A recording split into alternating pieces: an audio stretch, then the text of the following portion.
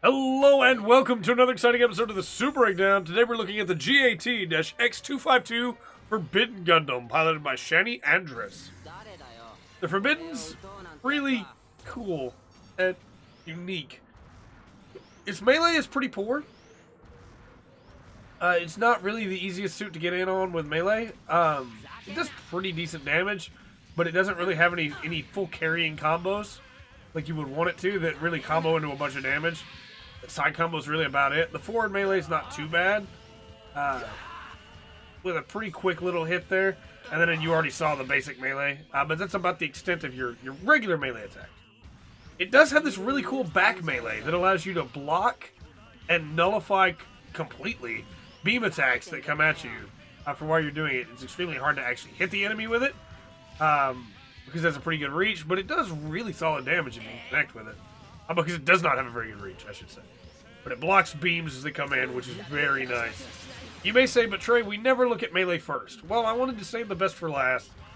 And what the Forbidden does have in droves is interesting melee options. You have the basic shot there that's really good. You have on right trigger, you can throw the scythe. It does not stun, even if it feels like it probably should. But it does decent damage when it connects. I will go ahead and show the burst off since we have a perfect opportunity here. The melee burst that carries into a full charge. Gerobi, which is very nice. We'll attempt to show the scythe again before we get into the actual beam weaponry. Yeah, really hard to hit with that scythe, but it's pretty good damage when you hit with it. You get 5 shots of that, recharged on its own, the basic beam shot. Pretty good damage. Not too bad. However, you then also have a Gerobi here. You may notice it curves. You can actually curve it yourself, which is really nice. You can bring it back around if somebody went around behind something. Once it reloads here, you can fire it back and then arc it towards them.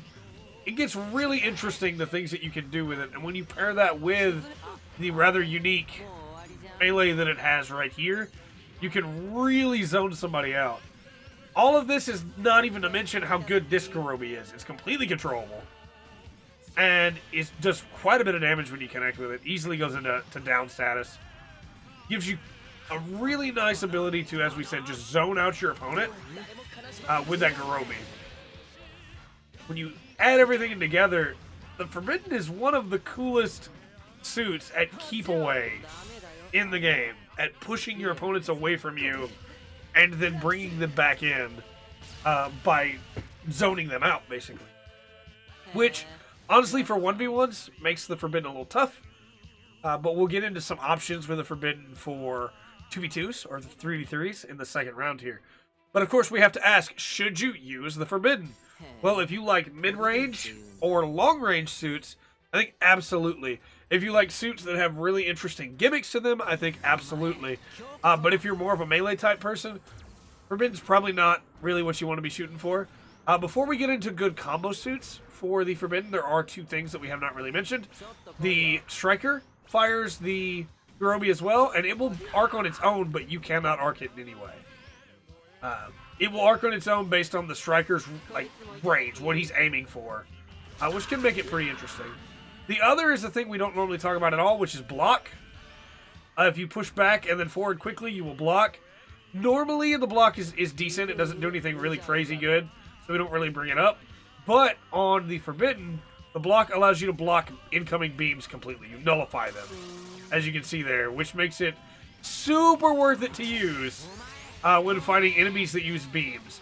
The Forbidden is a hard counter to suits like the Freedom and the Virtue, to suits like the Aegis' Scylla Cannon, or the Buster's beam weaponry for its burst. You can block just about anything with the field there, the Nullify. It does not block beam burst in total, though. You will still take some damage, as you eventually will just not have enough shield to do it. So it is something to remember there. It's not perfect, but it's very good. It's very nice for things like the Alvaron as well. But suits that I would recommend using with the Forbidden in the 2v2. I think that using 2 Gerobis is always better than 1. So if you pair the Forbidden up with the burst, or the blitz, or the duel, the virtue, the Mark II. Anything that has like some good beam, the Hyakushigi, not the Mark II. Anything that has some good beam weaponry to it, I think is really good. Alternatively, use the Forbidden to block out your opponent's Gerobis, and then have another suit that is like the Burning Gundam, or the Mark II, or the Hyzak to just really get in there and do some damage in melee, or like the Death Scythe of the Epion. By pairing up together, you can put the Forbidden in front of the enemy, block out their beams, and then really get in there with melee in a way that they kind of didn't expect. Alternatively, you can use the Forbidden a little bit more offensively. If you have a 2v2 situation going on where your teammate is covering you, by using the teammate's cover to make them not expect where your beams are going to come from. So for instance, if you had, say, a Burning Gundam that is right on top of your opponent, and they are, trying to deal with him, they won't notice your curving Gerobi as it comes in to try and kill them, which is very effective.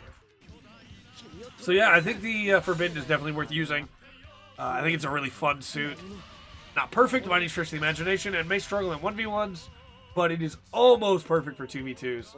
Pair it up with some units that really capitalize, and preferably something with a stun, because it doesn't have any, and you will definitely see a shine from it. With all that said, though, I have been Trey. This has been the Full Spectrum, and remember to always enjoy the full spectrum that the Forbidden Gundam has to offer.